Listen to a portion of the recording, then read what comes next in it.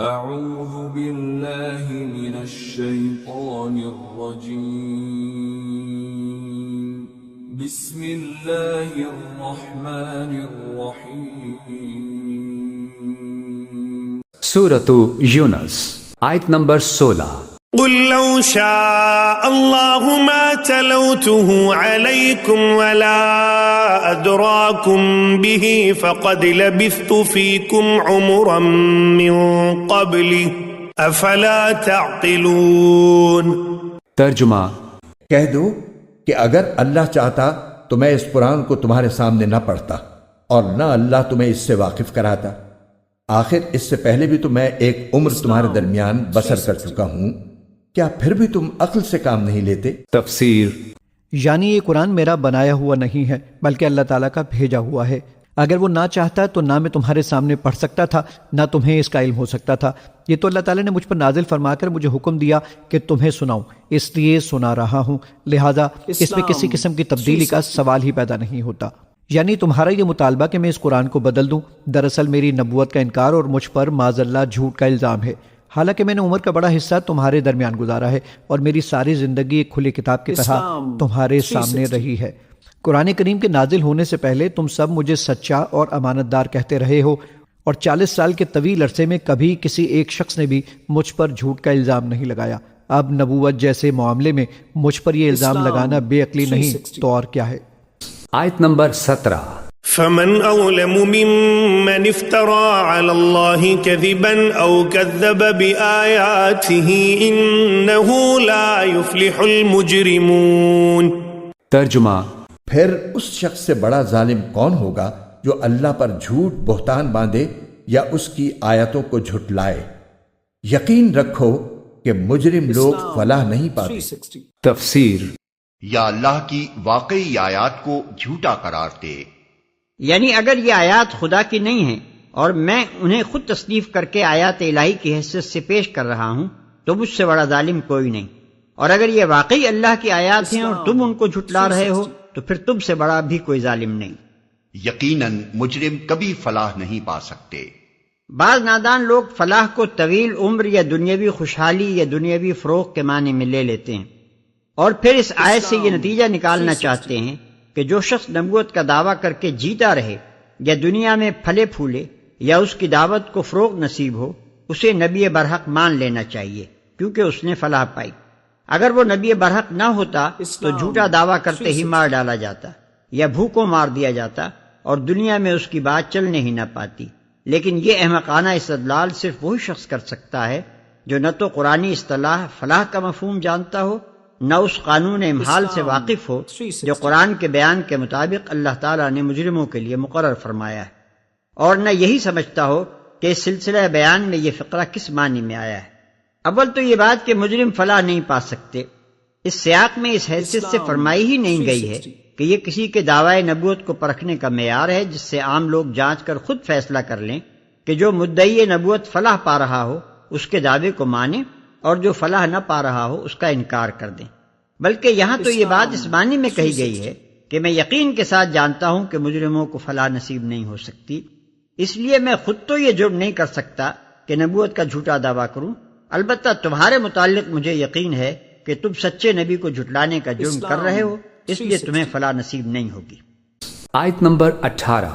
وَيَعْبُدُونَ مِن دُونِ اللَّهِ مَا لَا يَضُرُّهُمْ وَلَا يَنفَعُهُمْ وَيَقُولُونَ هَؤُلَاءِ شُفَعَاؤُنَا عِندَ اللَّهِ قُلْ أَتُنَبِّئُونَ اللَّهَ بِمَا لَا يَعْلَمُ فِي السَّمَاوَاتِ وَلَا فِي الْأَرْضِ سُبْحَانَهُ وَتَعَالَى عَمَّا يُشْرِكُونَ۔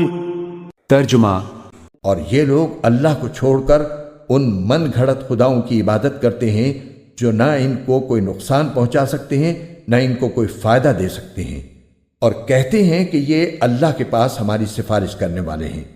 اے پیغمبر ان سے کہو کہ کیا تم اللہ کو اس چیز کی خبر دے رہے ہو جس کا کوئی وجود اللہ کے علم میں نہیں ہے، نہ آسمانوں میں نہ زمین میں؟ حقیقت یہ ہے کہ اللہ ان کی مشرکانہ باتوں سے بالکل پاک اور کہیں بالا و برتر ہے۔ تفسیر۔ جسے وہ نہ آسمانوں میں جانتا ہے نہ زمین میں۔ کسی چیز کا اللہ کے علم میں نہ ہونا یہ معنی رکھتا ہے کہ وہ سرے سے موجود ہی نہیں ہے، اس لیے کہ سب کچھ جو موجود ہے اللہ کے علم میں ہے۔ پس سفارشیوں کے معدوم ہونے کے لیے یہ ایک نہایت لطیف انداز بیان ہے کہ اللہ تعالیٰ تو جانتا نہیں کہ زمین یا آسمان میں کوئی اس کے حضور تمہاری سفارش کرنے والا ہے، پھر یہ تم کن سفارشیوں کی اس کو خبر دے رہے ہو۔ آیت نمبر 19۔ وما كان الناس إلا أمة واحدة فاختلفوا ولولا كلمة سبقت من ربك لقضي بينهم فيما فيه يختلفون۔ ترجمہ۔ اور شروع میں تمام انسان کسی اور دین کے نہیں، صرف ایک ہی دین کے قائل تھے، پھر بعد میں وہ آپس میں اختلاف کر کے الگ الگ ہوئے۔ اور اگر تمہارے پروردگار کی طرف سے ایک بات پہلے سے طے نہ ہو چکی ہوتی تو جس معاملے میں یہ لوگ اختلاف کر رہے ہیں اس کا فیصلہ دنیا ہی میں کر دیا جاتا۔ تفسیر۔ مطلب یہ ہے کہ جب پہلے حضرت آدم علیہ السلام دنیا میں تشریف لائے تو تمام انسان توحید ہی کے دین برحق پر چلتے تھے۔ بعد میں کچھ لوگوں نے الگ الگ مذہب ایجاد کر لیے۔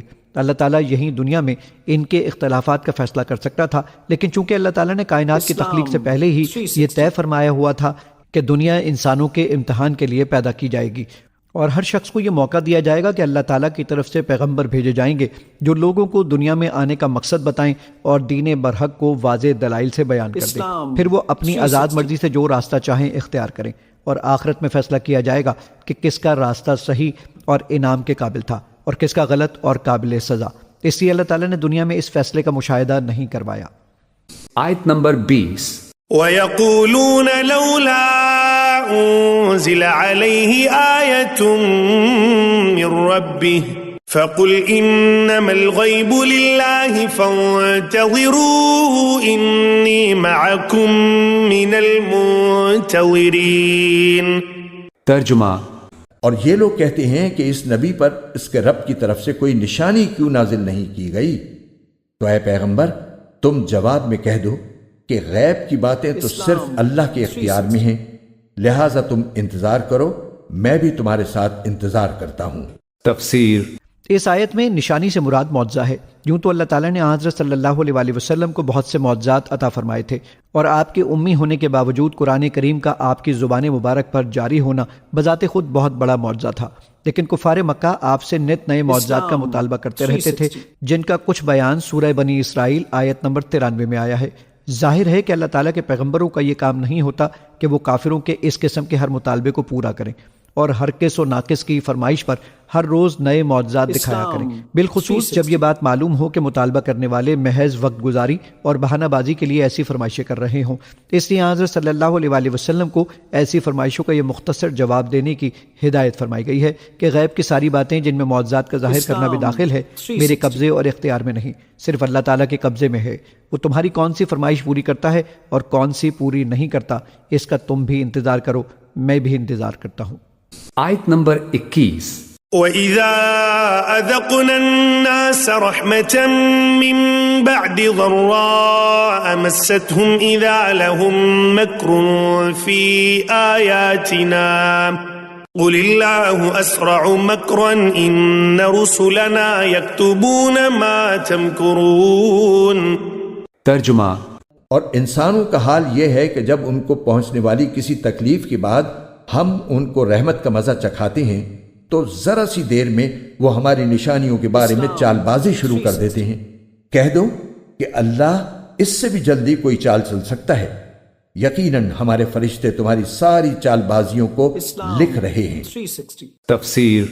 جب تک مصیبت کا سامنا تھا اس وقت تک تو بس اللہ ہی یاد آتا تھا، لیکن جب اس کی رحمت سے مصیبت دور ہو جاتی اور اچھا وقت آتا ہے تو اس کی اطاعت سے منہ موڑنے کے لیے ہیلے بہانے شروع ہو جاتے ہیں، جس کی مثال آگے آیت نمبر 22 میں آ رہی ہے۔ اللہ تعالیٰ کے لیے چال کا لفظ ایک طنز کے طور پر ہے اور اس سے مراد ان کی چال بازیوں کی سزا دینا ہے۔